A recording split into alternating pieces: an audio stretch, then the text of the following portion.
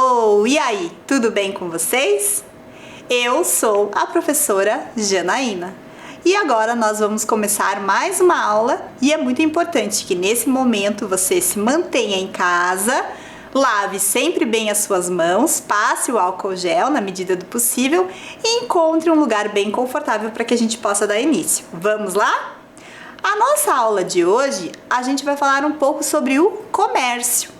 Muito bem, se a gente pensar um pouco do comércio, professora, mas você vai falar sobre venda, sobre qual é o melhor preço ou o que é o melhor produto para vender?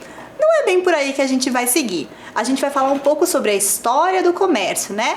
Desde os primórdios, aonde ele começou, e aí a gente vai ver até onde a gente conseguiu chegar com todos os avanços tecnológicos, ok? Muito bem, se a gente for começar e pensar aonde que surgiu essa história do comércio, né? Quando na história que o homem começou a aprender a trocar, a vender ou a comprar suas coisas? Pois é, se a gente pensar, sempre as coisas acontecem lá na pré-história. E é para lá que a gente vai agora. Vamos dar uma olhada? A gente vai começar então lá pelo período neolítico. O período neolítico, então, é o período em que o homem ele se estabeleceu em algum local, né? Ou seja, iniciou a prática do sedentarismo. E com isso aconteceu a Revolução Agrícola. O que é a Revolução Agrícola? Ele começou a plantar para poder colher, né? E para poder criar um estoque também de comida. Nessa época também nós chamamos de a Idade da Pedra, a Idade da Pedra Polida. Que quer dizer o quê? Que o homem começou a observar que através do uso da pedra, né? Fazendo utensílios com pedra, ele conseguiria trabalhar e ter uma melhor ferramenta para ajudar ele nessa plantação. Muito bem, nesse início, nessa época neolítica, o homem começou então a estocar alimento, como eu disse anteriormente, e aí eles começaram a fazer o quê? As trocas, né? O que eu tinha demais, que tinha em estoque, eu trocava com outra coisa diferente, de outra tribo ou às vezes até da mesma, mas que eu poderia fazer essa troca. Então, as atividades comerciais, elas se baseavam na troca ou no escambo, certo? Muito bem, nessa época então não existia dinheiro, não existia nem moeda, nem o dinheiro em papel. E com o passar do tempo então, a moeda que a gente tinha é a que a gente chama de moeda mercadoria. Significa o quê? Naquela época não tinha o papel nem a moeda, como eu disse, alguns objetos eram representados, que tinham valor na época, eram representados para essa troca. Então olha lá, a moeda mercadoria é a moeda cujo valor vem da mercadoria da qual ela é feita.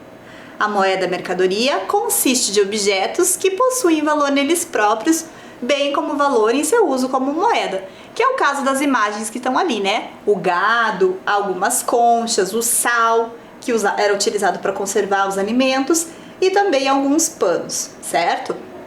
Muito bem. Com o passar do tempo, o homem conseguiu também trabalhar com os metais, e a gente chega no que os historiadores chamam da Idade dos Metais. Nessa época, a descoberta de alguns materiais como ferro, cobre, bronze, eles auxiliaram na produção de peças que iam facilitar a vida do homem no seu dia a dia, né? E isso foi uma enorme conquista tecnológica para a humanidade, porque a partir daí se deu então também o surgimento da moeda. A palavra moeda, ela refere-se à aparição de pedaços de metal estilizados e cunhados por uma autoridade pública. A função das moedas metálicas foi facilitar as trocas comerciais. Então, era um pedaço de metal que era cunhado, né, com alguma imagem que representasse a autoridade do local, e isso servia como troca, facilitaria até essa troca, né? E olha só que curioso que eu trouxe para vocês aqui. O estáter, ele foi uma primeira moeda que surgiu, e o leão era o símbolo dessa moeda porque ele era o símbolo da família real da Lídia, que era a região da antiga Turquia. E depois essa moeda passou a ser utilizada, né, ali naquela região. Então ela era uma moeda feita de ouro ou de prata, e depois ela foi usada em diversas regiões da Grécia Antiga. Também temos um povo que caracterizou muito foi muito importante, né, para a história do comércio, que nós chamamos de povos do mar, que são os fenícios. Os fenícios, eles foram alguns dos maiores comerciantes do seu tempo e deviam muito da sua prosperidade ao comércio. Então, por séculos, eles foram a principal potência naval e mercantil do Mediterrâneo, né? Foi através do comércio que eles conseguiram crescer e se tornar uma potência. E ali na imagem vocês podem ver que tem cunhado um símbolo que representa os fenícios, né? Na sua embarcação e os soldados ali dentro.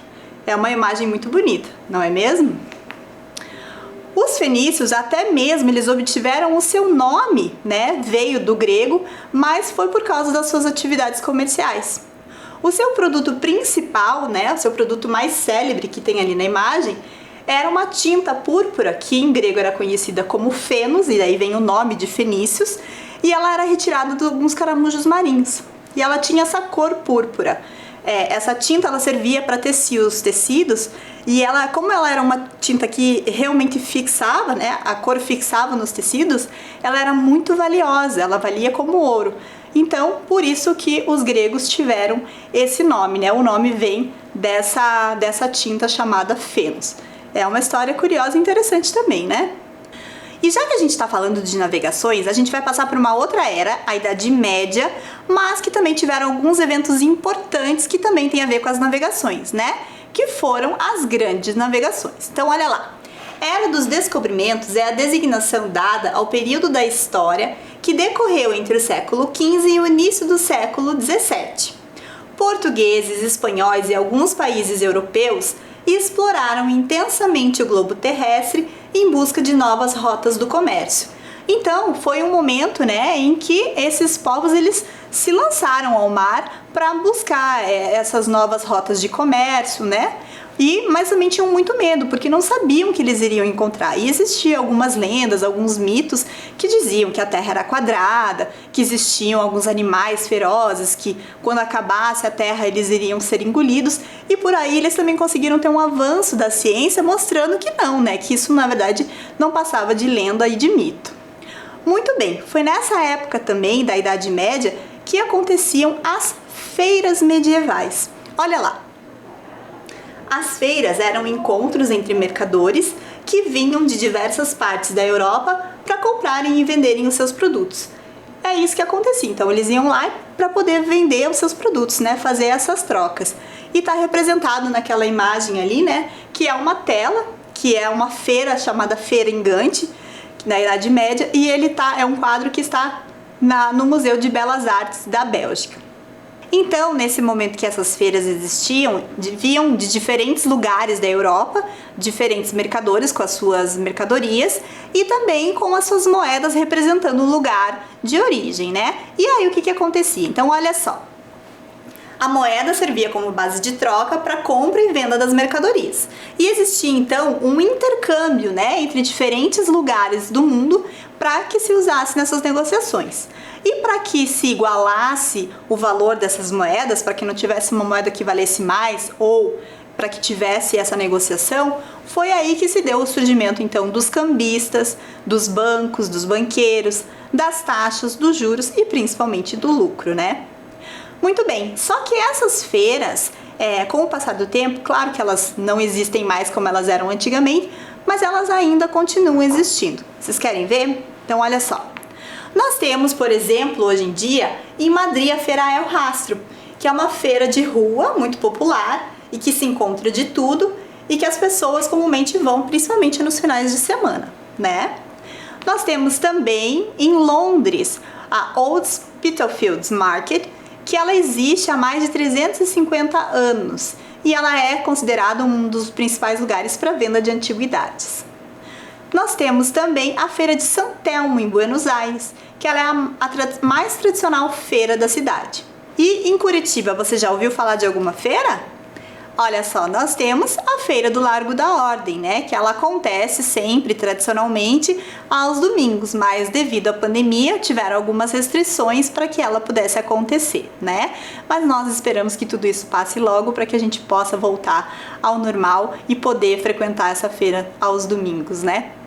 Muito bem, nós temos também em Istambul o Grande Bazar, que é um lugar também, né, que se acha de várias coisas, se vende de várias coisas. E a palavra bazar vem do árabe, né, que é, na verdade, o que significava o ponto de partida de chegada e saída de caravanas. Era um lugar que eles utilizavam para descansar e para armazenar também as mercadorias. Mas o bazar, a gente se remete, né, sempre ao bazar, que é aquela venda de peças que a gente não usa mais, coisas antigas e que a gente pode vender por um custo mais barato. E que a gente chama aqui também no Brasil de brechó. Você já ouviu falar nos brechós? Olha lá. Os brechós, eles são lojas de artigos usados, principalmente roupas, calçados, louças, objetos de arte, bijuterias e objetos de uso doméstico. E que alguns lugares, às vezes, acontecem de maneira esporádica, né? As pessoas se reúnem para vender aquilo que elas não usam mais por um valor abaixo do preço, né, de venda normal. Ou tem alguns lugares que são permanentes, que são realmente lojas de brechó, que você pode encontrar, às vezes, produtos diferentes e por um preço mais barato. Da mesma maneira, né, pensando no mesmo formato, nós temos os sebos. Os sebos, a única diferença é que eles vendem, né, apenas livros, revistas e discos usados. É um lugar legal porque às vezes se você não tem alguém que coleciona esse tipo de material e não tem um número ou uma publicação, você pode encontrar nesses locais. Aqui em Curitiba existem vários sebos. Se você ainda não viu, pesquise, procure que você vai ver que dá para encontrar um para você ir visitar. Claro, depois que a pandemia acabar, e tem muito material legal lá para se encontrar, tá bom? Nós temos também um outro tipo de comércio que não é muito comum aqui no Brasil, né? Em outros países ele é mais comum, mas que com a globalização até você já vê em alguns lugares do Brasil, você consegue ver esse tipo de evento acontecendo, que são as garage sales. Olha lá, é um evento informal para a venda de bens usados. Normalmente as mercadorias em uma venda de garagem são itens indesejados da família, com seus proprietários realizando a venda. Ou seja, é a venda de garagem, né? Mas com esse nome a gente encontra mais em outros países. Nós temos também um outro tipo de comércio que provém das feiras. Lembram das feiras que nós estávamos falando? Que aí são as feiras, mas que passaram a ser em lugares fechados, que são os mercados públicos ou os public markets. Você já ouviu falar? Já foi em um? Olha só, nós temos como principal o Marrakech Souk, que fica no Marrocos. O Marrakech Souk, ele é considerado um dos 10 melhores mercados do mundo. Cada mercado ele é especializado em um tipo de produto. Há o souk de tintureiros, de tapetes, de sapatos tradicionais, marroquinos, de joias, de comidas, especialmente condimentos e especiarias. E a arte da barganha se faz parte da tradição comercial do mundo árabe. Ou seja, quem tiver o melhor preço, leva, né? Muito interessante. Nós temos também o mercado ver-o-peso aqui em Belém, na cidade de Belém, né, no Pará. Ele é um dos mercados públicos mais antigos do país e ele é considerado como uma das maravilhas do estado. Ele também é um ponto turístico, cultural e econômico da cidade, considerado como a maior feira ao ar livre da América Latina. E ele abastece a cidade com variados tipos de gêneros alimentícios e ervas medicinais que foram fornecidos por via fluvial, ou seja, que vem pelo rio, né? Porque lá é uma região com bastante rios. Nós temos também o Mercado de São José, que é mais conhecido como La Boqueria, que fica na cidade de Barcelona, na Espanha. Ele é o mais antigo dos mercados municipais de Barcelona, na Catalunha, na Espanha. E ele foi inaugurado em 19 de março de 1840, no dia de São José no calendário católico. Nele vendem-se frutas, carnes, artesanato, vinhos e etc. E ele é muito visitado não só pelos moradores da cidade, mas também por turistas do mundo inteiro. É um lugar muito bonito de conhecer também, né? Se a gente conseguir, se você tiver acesso à internet e puder navegar e pesquisar um pouquinho sobre esses mercados públicos, é uma coisa muito interessante e muito curiosa da gente aprender. Nós temos também os mercados flutuantes, que são aqueles mercados que acontecem no rio, na Tailândia. Eles são tradicionais e há vários no país, principalmente nos arredores de Bangkok, e muitos acabaram se tornando apenas atrações turísticas, perdendo a característica original de servir como um mercado propriamente dito para os moradores locais. Encontra-se de tudo um pouco, mas principalmente alimentos como frutas, refeições e até pratos feitos na hora. A compra de produtos é feita de várias maneiras, seja de barco para barco ou de barco para margem, né? Se você estiver no barco, você pode receber isso no seu barco, ou se você estiver na margem, eles levam até lá no barco que eles estão. Não é interessante? E aqui em Curitiba, será que nós temos um mercado municipal? Você já viu? Já conhece? Nós temos sim, nós temos o Mercado Municipal de Curitiba. Com ampla variedade, ali são comercializados desde carnes e peixes a diferentes produtos asiáticos. Porém, seus principais itens são frutas, produtos orgânicos, além de doces e presentes e artesanato. Eu costumava ir desde pequena com meu pai passear nos domingos, né, no Mercado Municipal de Curitiba, e ainda costumo ir. Eu acho que é muito legal, um lugar muito legal, não só pra gente comprar, mas também pra gente passear, um programa de final de semana. Agora, claro, na pandemia, a gente não pode ficar fazendo isso, mas depois que tudo isso passar, é um ótimo lugar aqui na nossa cidade para que você possa ir conhecer. Muito bem, voltando à nossa aula, nós começamos a falar das feiras, falamos dos mercados agora, né, que as feiras passaram para lugares fechados, e nós temos um outro evento importante que marcou a história, que é a Revolução Industrial. A Revolução Industrial, ela também marcou o comércio. Vamos lá ver por quê. Ele foi um período de grande desenvolvimento tecnológico, que teve início na Inglaterra a partir da segunda metade do século XVIII, e que se espalhou pelo mundo, causando grandes transformações. E ela garantiu então o surgimento da indústria, fazendo com que as produções fossem cada vez mais em maior volume, né, em maior quantidade. E para isso precisava de um lugar para estocar essa grande quantidade de produtos que eram produzidas. E foi aí que surgiram os armazéns. Você já ouviu falar dos armazéns? Ele vem do original em árabe, que é al-mahazan, que significa sóto ou entreposto. E ele é um espaço físico em que se depositam matérias-primas e produtos semi-acabados ou acabados. E com isso também surgiram diferentes locais para venda de materiais, né, para venda desses produtos. E um deles foram os supermercados, ou que a gente fala em inglês, os supermarkets, ok? Surgiu primeiramente nos Estados Unidos durante os anos de 1930. O primeiro supermercado no Brasil foi nomeado Sirva-se e ele foi fundado em 1953 por Mário Wallace Simonsen, um dos mais importantes empresários do Brasil na época. Então, o que foi acontecendo com o comércio, né? Ele foi deixando de tomar lugar na rua para ficar cada vez mais em locais fechados. Muito bem, e agora a gente vai para uma curiosidade. Você sabia que, claro, nós temos ali, né, supermarkets em inglês, mas em alguns países eles têm também as grocery stores. Você já ouviu falar das grocery stores?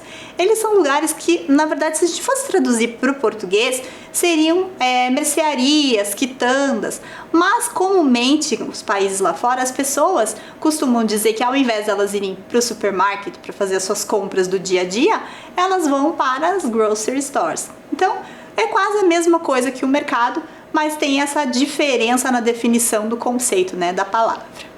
Nós temos também as lojas de departamento, ou as chamadas department stores. Você já ouviu falar das lojas de departamento? São um tipo de comércio que apresenta nos seus locais de venda uma larga variedade de produtos de grande consumo. A grande quantidade de produtos disponíveis necessita de edifícios grandes para que seja possível organizar a venda por andares. Aí na imagem nós temos uma das mais famosas lojas de departamento, que são as Galeries Lafayette, que ficam em Paris, na França. Mas nós temos também a Harrods, que fica em Londres, que é a mais famosa da Inglaterra. É uma loja de 330 departamentos espalhados em 7 andares. Você já imaginou uma loja de 7 andares? Todas as coisas para todas as pessoas em todos os lugares. A ideia de que se vende de tudo era também transmitida pelo slogan histórico da loja, de agulha a elefante. Imaginou? Claro, com 7 andares deve se encontrar de tudo mesmo, né? E com o passar do tempo, além das lojas de departamento, surgiram também os shopping centers, ou os centros comerciais. Nós temos aqui a imagem, né, do Dubai Mall, que é nos Emirados Árabes, que é o maior do mundo em extensão territorial. Dentro dele tem, entre outras coisas, até o maior aquário suspenso do mundo, com mais de 33 mil animais marinhos. Você já imaginou ir passear por um lugar desse? É perigoso até a gente se perder, né? Aqui a gente vai fazer uma ressalva, um ponto importante, porque a gente aqui no Brasil é acostumado a falar shopping só, né?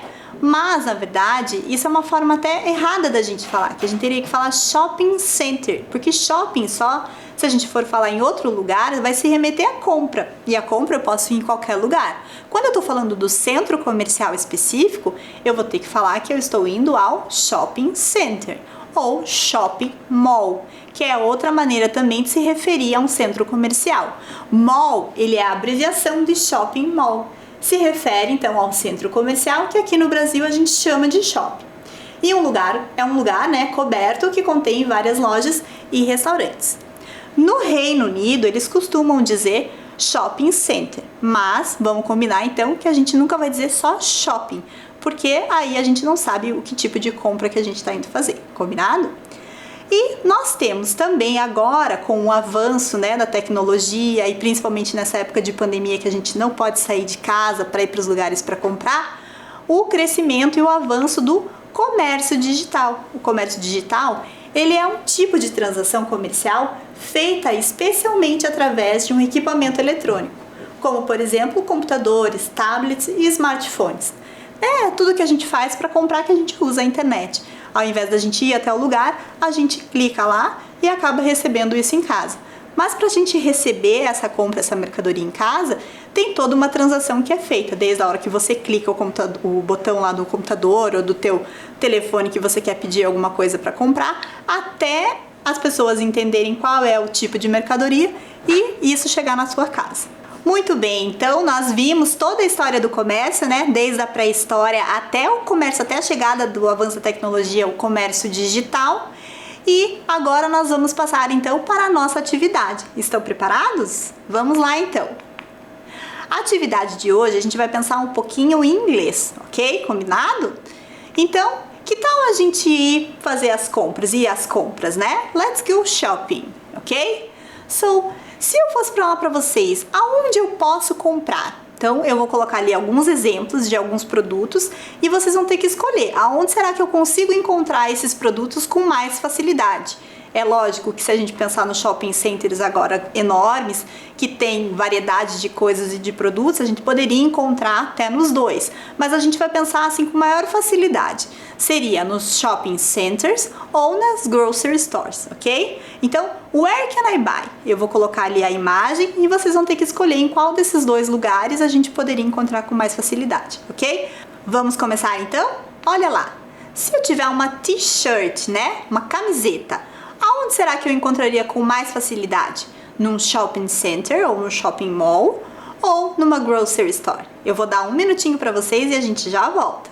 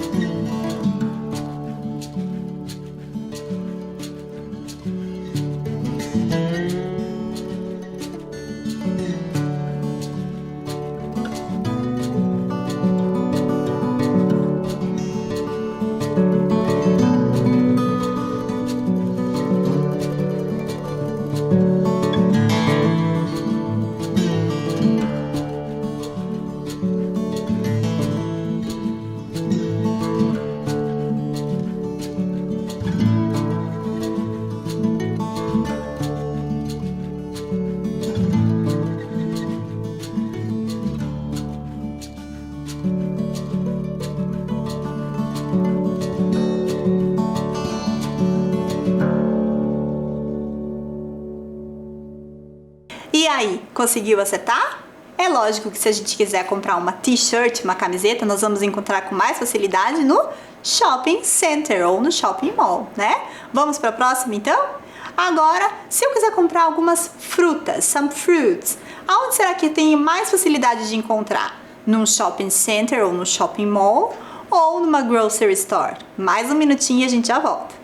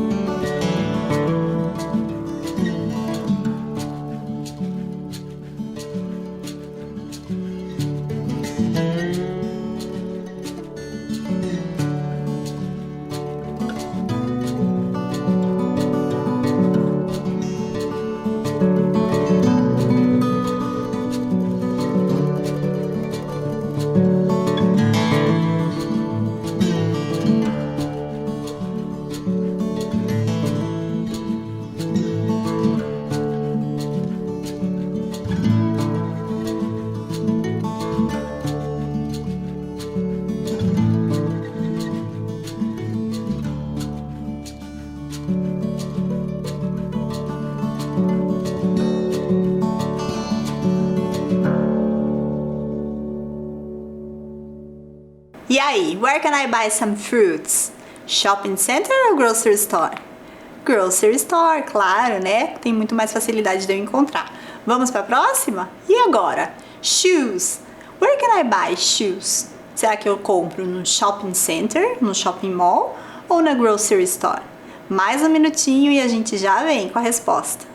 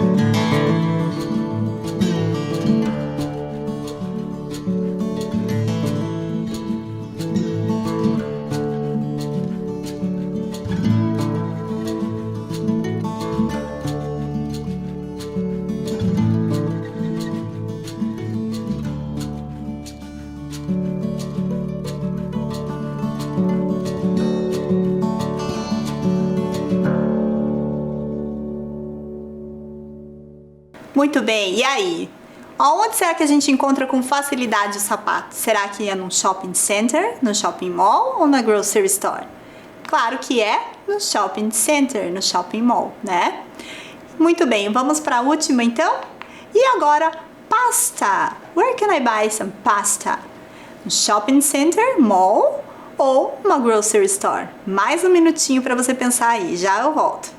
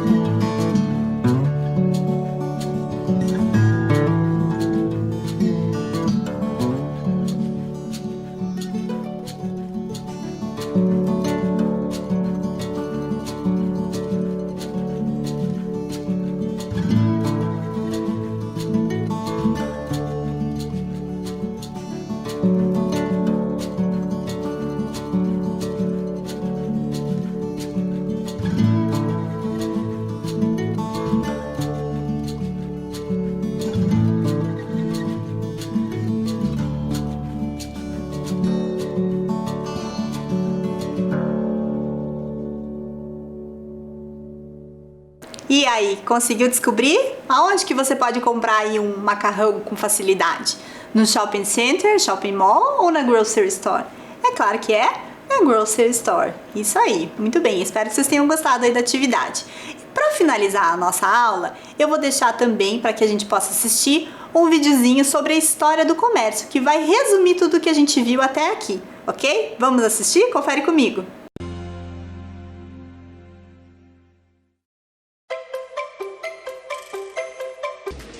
Olá, tudo bom? Tudo bem. Qual a forma de pagamento? No cartão em 3 vezes, por favor.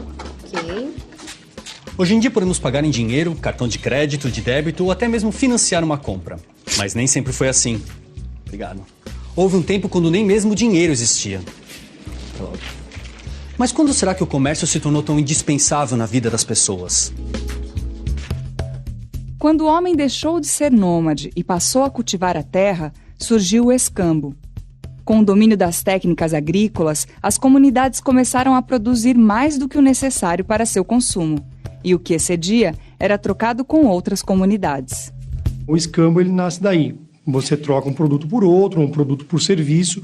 É o primeiro tipo de troca que a comunidade ou que as pessoas experimentaram na história da humanidade. A vantagem é que se você só consome aquilo que você produz, você tem um consumo muito limitado.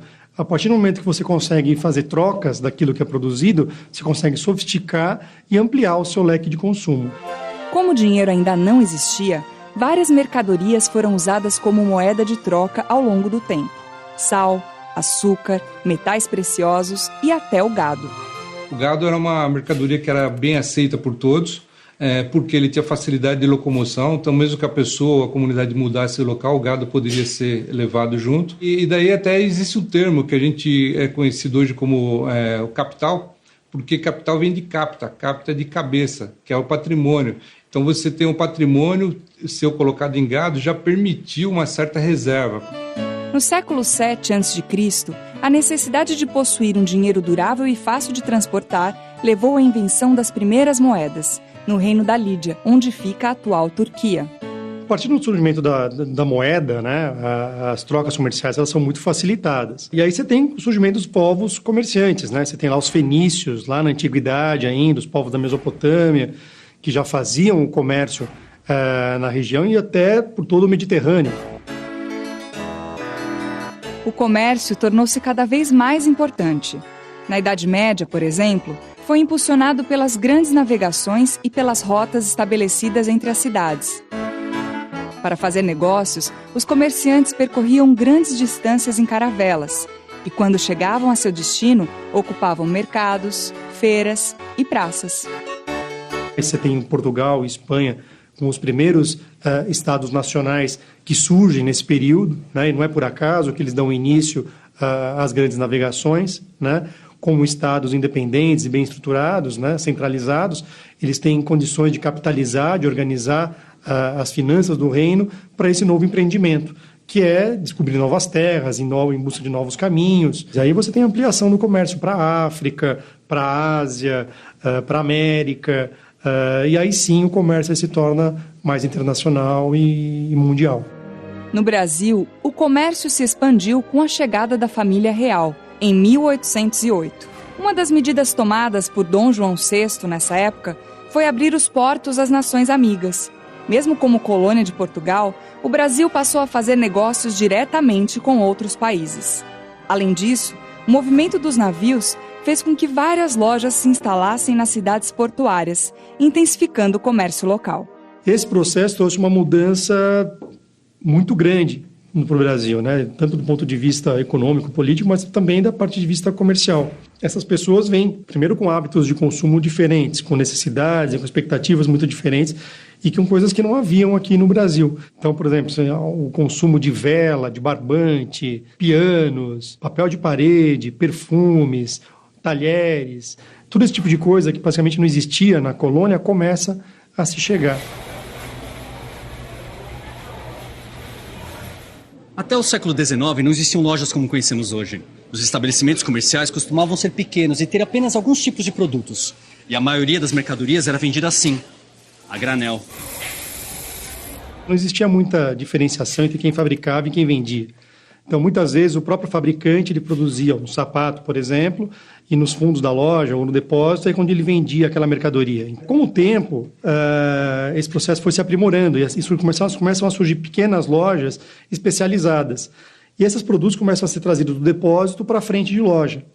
Então, as pessoas começam a poder ter um contato mais próximo, começam a poder experimentar aquele produto sem a intermediação tão direta do comerciante. Aí que surgem as primeiras vitrines, as primeiras lojas com balcão.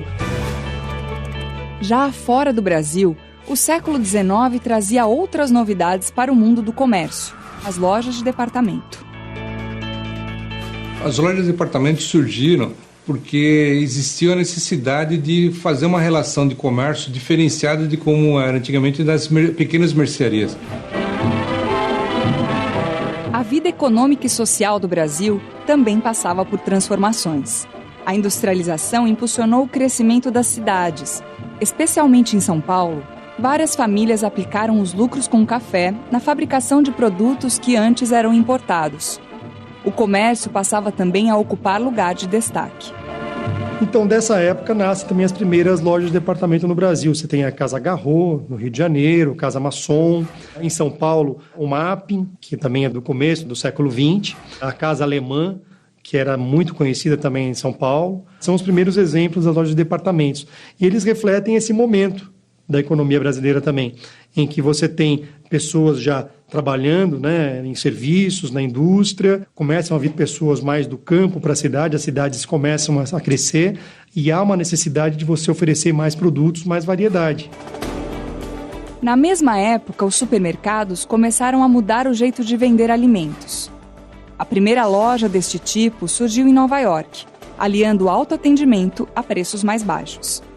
Na década de 50, os supermercados já tinham se espalhado pela Europa e América do Sul, inclusive no Brasil. A primeira experiência de supermercados no Brasil é o supermercado Sirva-se, na década de 50, aqui em São Paulo. Então, as pessoas podiam ir nas gôndolas, escolher os produtos e levar para casa sem intermediação de um balconista ou de um comerciante. Esse processo foi se aprimorando, aos poucos foram agregados produtos de hortifruti, produtos perecíveis como carnes, e esse processo foi crescendo. Tanto que em poucos anos, né, o supermercado começou a se tornar o formato padrão de venda de alimentos. Nos últimos 70 anos, o comércio no país passou por mudanças intensas. Os brasileiros viram surgir os hipermercados, com grande variedade de produtos e lojas com até 3 mil metros quadrados. E experimentaram novos hábitos. O tradicional comércio de rua perdeu espaço para os shopping centers. São cerca de 500 shoppings em todo o país. O varejo também vem incorporando rapidamente as novas tecnologias. Lojas físicas também estão na internet e fazendo comércio online. Hoje, o comércio não está apenas no centro das cidades. As grandes redes de distribuição e lojas fazem com que os produtos cheguem a locais mais distantes. Você não precisa mais se deslocar tanto para conseguir consumir um produto seu de desejo, seja ele um colchão, seja ele uma roupa, seja ele um instrumento musical, seja ele um entretenimento. E aí, gostaram do vídeo? É muito interessante, né, a gente pensar como que a história do comércio se deu desde lá dos homens das cavernas, né, que faziam as trocas, nem existia moeda, pra gente pensar aí na formação das feiras, depois dos mercados, né, dos supermercados, das lojas de departamento, a gente chegar até os super shopping centers que a gente tem hoje e ao comércio digital, que num clique a gente consegue comprar o que a gente quiser sem sair de casa, né? É a tecnologia aí dando vez cada vez mais nas nossa sociedade. A nossa aula já está terminando. Eu espero que vocês fiquem em segurança, fiquem bem, só saiam quando for realmente necessário. Usem a máscara, a pandemia tá aí, gente, a gente tem que se cuidar. Logo, logo isso passa e a gente pode ficar um pouco mais tranquilo, ok? See you next class. Bye, bye. Take care.